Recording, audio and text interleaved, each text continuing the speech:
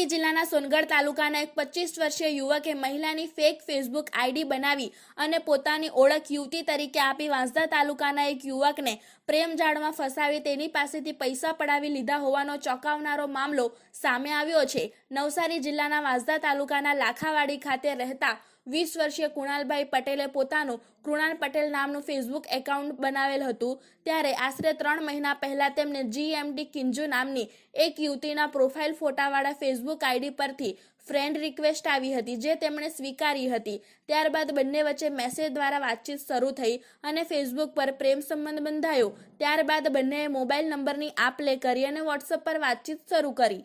આરોપીએ પોતે GMT કિંજુ હોવાનું જણાવી પોતે બીમાર હોવાના તેમજ પિતાજીનું અવસાન થયું હોવાના ખોટા બહાના બતાવ્યા। આ અલગ અલગ બહાના હેઠળ આરોપીએ ફરિયાદી પાસેથી ગૂગલ પે મારફત ટુકડે કુલ 47,000 રૂપિયા પડાવી લીધા હતા।